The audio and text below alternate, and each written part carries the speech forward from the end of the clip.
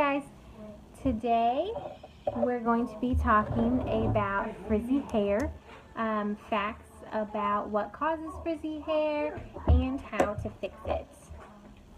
Hold on one second, Jensen's coming. Yes, sir? Mama, hold you. No, you can't hold me right now because I'm doing a video. See? People are watching. Oh, Okay. okay. That was all I needed to know. You can exercise, please. Mama, Yeah. not like this. Don't get your head stuck in it. Right. So, first of all, if you're joining me today, either in the live video or on the replay, Daddy help me. I know Daddy helped you get your head out. Please let me know where you're coming in from. Even on the replay, I like to go back and check those and just see what's happening. And if you're new to watching one of my videos, please just comment in new so I can give you a little shout out. Thank you.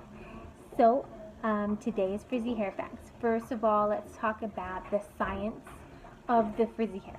So this is true. This is true with all hair types.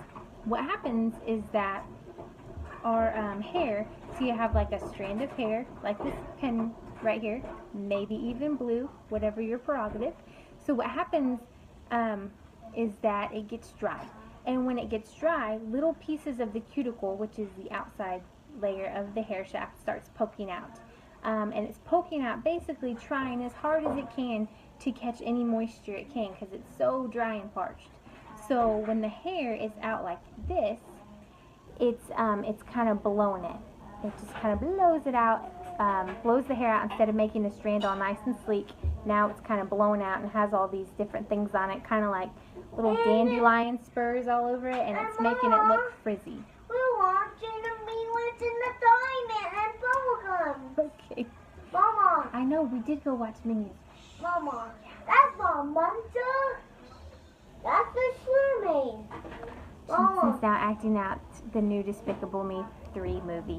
Okay. Do you have sweet diamonds? Hey, I need to talk about this, okay? Mama, you have sweet diamonds? So, now that we have the frizziness, the science on it, we need to figure out how to fix it. So, basically, we need to get your hair more moisture to make the cuticle shrink back down into just a singular little strand that makes it sleek and nice. So, there are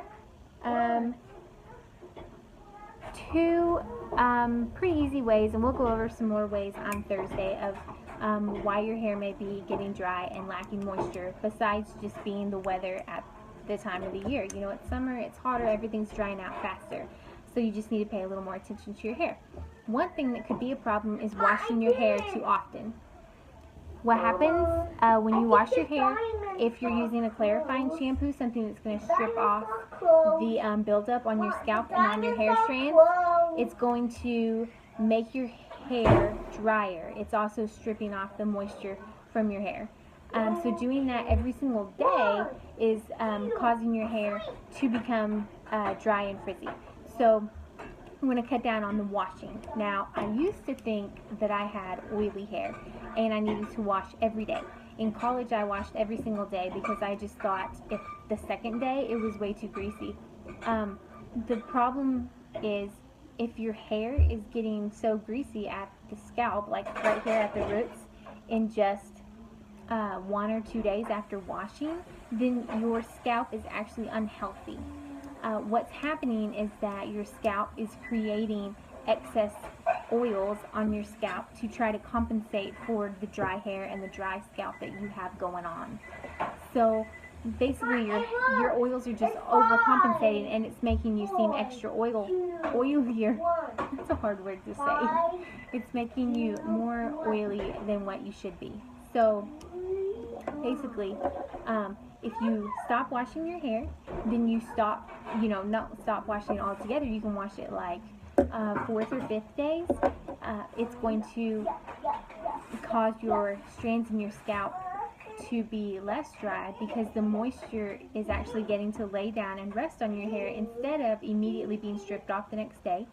And so your scalp recognizes that there's moisture there and it doesn't need to create more. So you're not going to get all the oiliness on the roots. So, second thing that could be drying out your hair a lot, and so these are just like the main factors of what could be drying out your hair, is the products you're using. So a lot of products, and we're talking shampoos, conditioners, even hairspray, root lifting, serum, all that, could contain alcohol. A lot of products contain alcohol as like a filler of some sort. So obviously alcohol is very drying. That's why if you have water in your ear, the trick of getting the water out is to put alcohol in your ear, and it dries up the water in there because it dries super fast. So having alcohol in your products is not good for your hair at all. Parabens and silicones. So a silicone is a rubber or plastic, and parabens are actually waxes. They're put in your products to preserve them somewhat. So what's happening is that these products they're rubber and they're plastic. Boys, hey,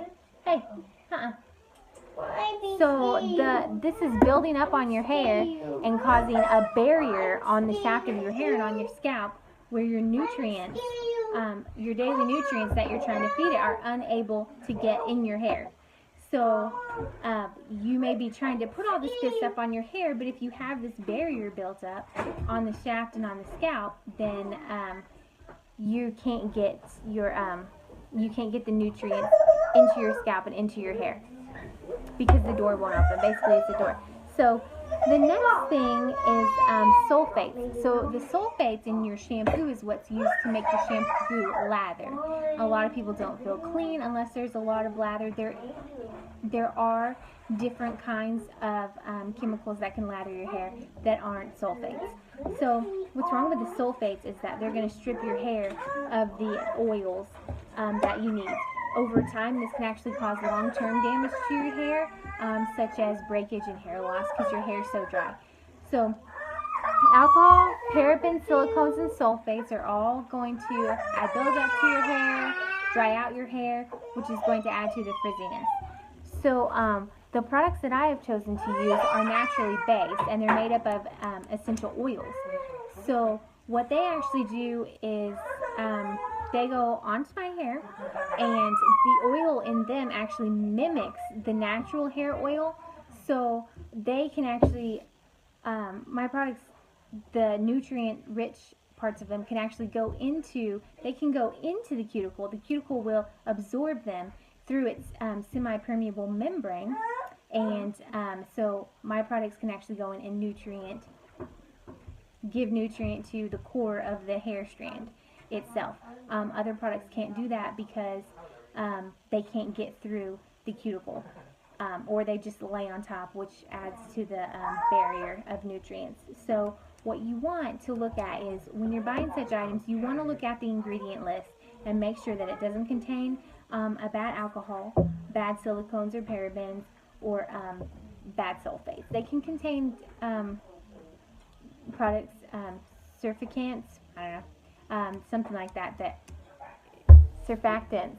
So that's what makes your shampoo foam. So you can still get that, but you don't want a sulfate-based one.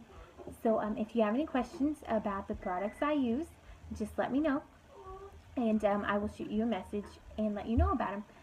Also, tomorrow I will be going over, what am I going over tomorrow? I noticed. Living life in other people's spheres, or by other people's spheres. So this is really important if you're in any kind of business, an entrepreneur, or you're thinking about it. You'll want to tune in tomorrow. So I will see you all then. Bye.